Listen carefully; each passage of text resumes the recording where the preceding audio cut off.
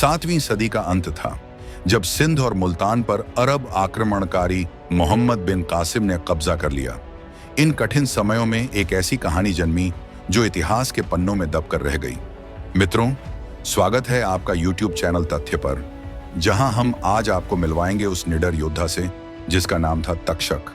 मात्र 8 साल की उम्र में तक्षक ने कसम खाई थी कि वह अपनी मातृभूमि को विदेशी आक्रमणकारियों से मुक्त करेगा। बचपन में ही उसने अपने पूरे परिवार को खो दिया था। उसकी मां, जो उसे मरते समय छुपा गईं, और उसके पिता, जो राजा दाहिर की सेना में वीरगति को प्राप्त हुए।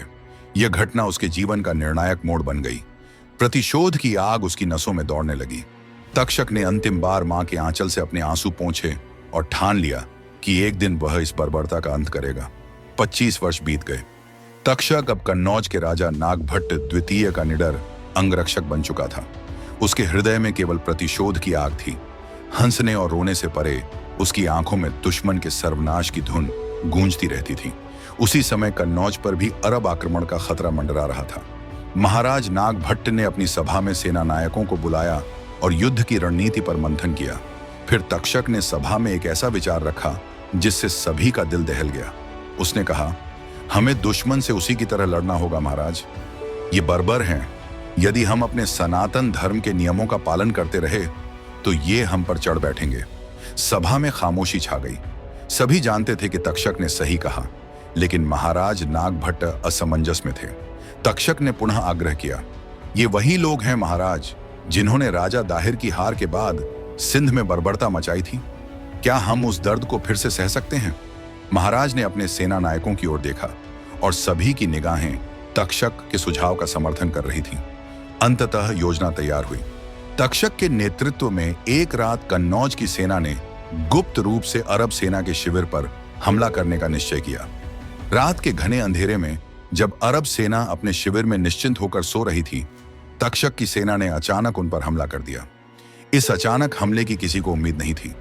तक्षक का साहस उस रात अपने चरम पर था। उसकी तलवार दुश्मनों की लाशें बिछाती चली गई। एक एक करके अरब सैनिक ढेर होते चले गए, जैसे मौत ने उन पर कब्जा कर लिया हो।